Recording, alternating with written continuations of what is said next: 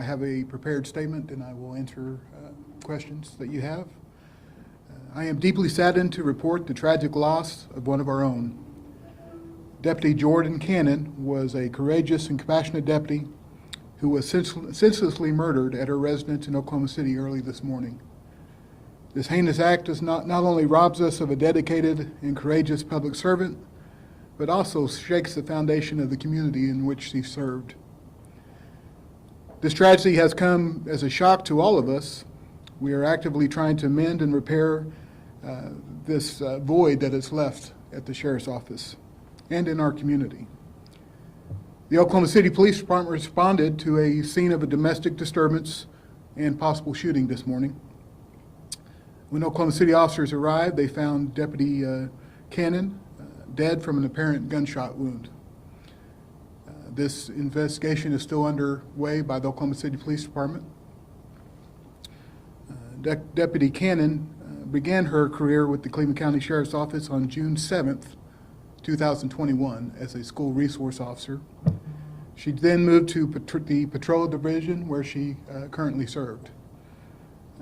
In addition to her patrol duties, Deputy Cannon was a crisis intervention team member, and she was also a member of our Cleveland County Honor Guard, where one of the things she did on that was to honor other fallen officers and deputies.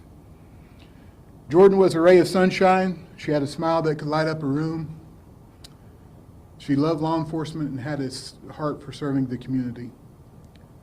She was close to many of her coworkers and the citizens of our community, and her loss will be felt for a very, very long time. We call on our community to come together and support one another, to honor her memory of this fallen hero, and to foster a culture of respect, understanding, and cooperation, and may she never be forgotten. I will take questions. How long was Deputy Cannon, Vaughn Cannon, serving for you all? He was hired March 29th, 1921, I'm sorry. He was hired March 29th, 2021, and his employment with the Sheriff's Office was terminated today. And how did he serve? What did he do? He was also a patrol deputy.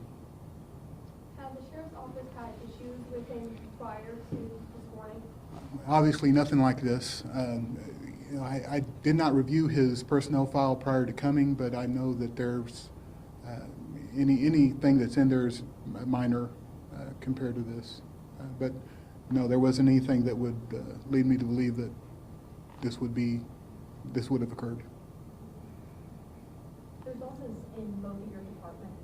How are you all feeling? Can you describe that emotion to us? We're shaken to our core. You know, we got a lot of emotions going on. Obviously, we're saddened, we're confused, we're hurt. You know, I'll be honest, so I'm pissed off. I'm mad at him for taking her life, and you know, I think we all go through all the stages of grief, but that's where I'm at right now. I'm mourning her loss, and I'm mad at him. I know this is fresh, but she honored fallen deputies. How do you think you're going to honor her? Well, you know, obviously we're going to give her the full respect she deserves from our agency, and I'm sure others. I think the best way we can honor her is not to let her death be in vain, and to remember that domestic violence crosses all professions, socioeconomic lines, gender, races. It's something that we all have to be aware of, and I think that if anything positive can come from this tragedy, it would be that, is more of an awareness of domestic violence, and encouraging those that are going through it that there are resources, there are ways that we can help, and we're here to do that.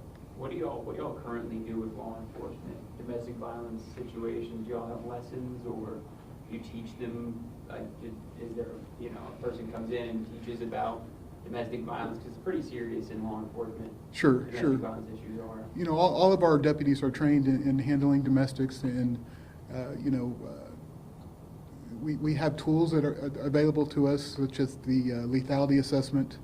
We have a wonderful Women's Resource Center here in Cleveland County that serves our citizens. And not only, you know,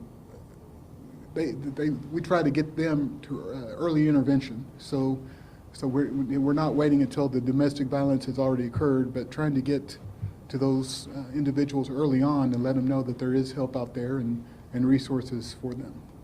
Has the sheriff's office been aware of any domestic disputes between the couple prior to today? I, as sheriff, have not been made aware of any, and I don't know. Will any policy or training changes come out of this tragedy? You know, obviously, we're always going to look at things to see if you know, things like this can be prevented. But ultimately, you know, we're dealing with human beings, and this is a tragedy, and we're just right now trying to deal with our own suffering and emotions as we work through this. And how's her family? Or does she have family or friends, like family that live nearby or anything? She does. Yeah, So her father is a retired Oklahoma City police officer and the former undersheriff of Grady County. I know that I have not been in contact with him personally, but I intend to reach out to him. You know, Jordan had a 17-year-old biological son who is obviously devastated and affected by this, and as well as two stepchildren from the marriage as well. So, you know, they're grieving, and I would ask that, you know, you allow them to have their time and get through this and deal with their tragedy as well.